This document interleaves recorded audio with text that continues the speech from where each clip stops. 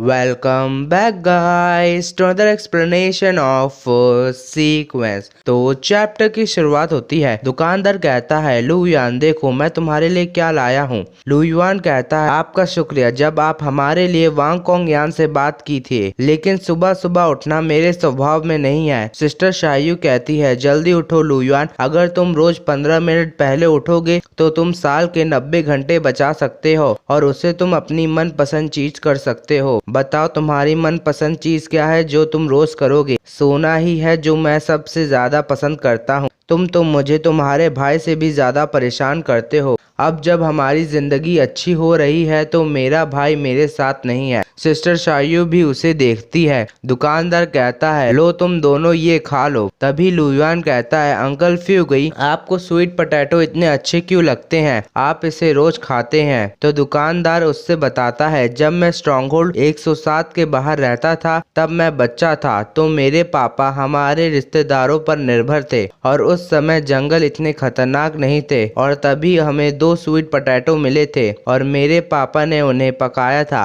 और उसी समय से स्वीट पोटैटो मेरे फेवरेट है। तभी लू युआन सोचता है जब रेन शायशू उससे पूछता है इंसान खुश क्यों होता है? लू युआन बोलता है मुझे नहीं पता। इंसान खुश इसलिए नहीं होता है कि उनकी जिंदगी खुशी से बीत रही है, बल्कि इंसान तब खुश होता है जब वो मुसीबत से जिंदगी काटता है। जब तुम्हारे साथ कुछ अच्छा होता है तब जहां तुम्हारी जिंदगी में सब कुछ बुरा चल रहा होता है तब वो अच्छाई तुम्हें जिंदगी भर याद रहती है। तभी हम लोग प्रेजेंट में आते हैं। मिस्टर जांग चले गए, अब हमारे शहर में कोई पढ़ाने वाला नहीं है। तो तुम कहना क्या चाहते हो कि जब मेरा भाई वापस आएगा तो वो मिस्टर जांग की जगह लेगा? दुकानदार बताता है जो मजदूर फैक्ट्री में काम कर रहे थे जो पहाड़ों के पास थी वो वापस आ गए क्योंकि ज्वालामुखी आज न कल फटे जा रहे हैं और हमें रेन शायशू के बारे में भी कुछ नहीं पता। मेरा भाई एकदम ठीक रहेगा क्योंकि मैंने अपनी जान के बदले उसकी सुरक्षा मांगी है और अभी तक मुझे कुछ नहीं हुआ है। इसका मतलब मेरा भाई ठीक है।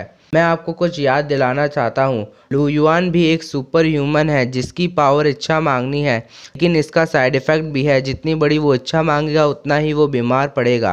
तुम सही कह रहे हो, देखना शायशी ही है जो मुसीबत खड़ी करता है, लेकिन मुझे आजकल यहाँ नए चेहरे दिख रहे हैं। हमारे शहर में काफ़ी काम है लेकिन ये लोग तुम्हारे घर के पास ही आते जाते हैं। इन लोगों से तुम लोग दूर ही रहना। मुझे तो लगता है ये लोग किसी दिन मुसीबत खड़ी करें देंगे और तुम लोग सावधान रहना। अगर तुम्हें ये शहर छोड़ना होगा तो मैं तुम्हारे लिए रास्ता बना दूंगा। मुझे नहीं लगता ये लोग तुम्हारे लिए यहाँ है। जरूर ये लोग रेन शायशू के लिए आए होंगे। क्या ये लोग रेन शायशू को पकड़ना चाहते हैं? लेकिन क्यों? मुझे लगता है कि उसने कुछ गड़बड़ कर दी होगी उन लोगों के साथ और वैसे भी इसके होने के ज्यादा चांसेस है। तभी सीन शिफ्ट होता है क्विंग जेन की तरफ। क्विंग जेन कहता है साला कब हम लोग स्ट्रॉन्गहोल्ड 112 में पहुंच पाएंगे? शूमैन कहता है बॉस आपने अभी गाली दी, क्या करूँ इन जंगलों में मेरा दिमाग खराब हो रहा है।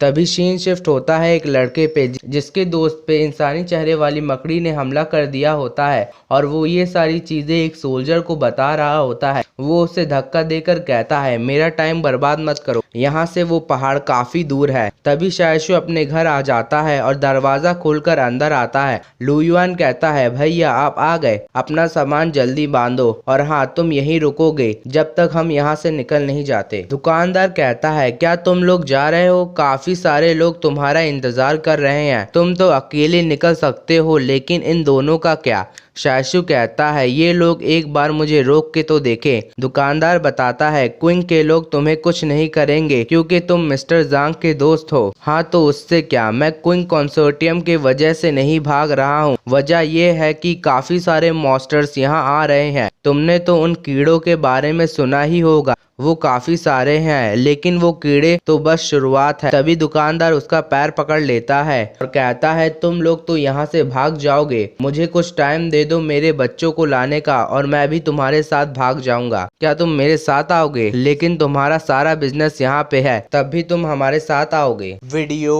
पसंद आई हो तो लाइक शेयर सब्सक्राइब जरूर करिए।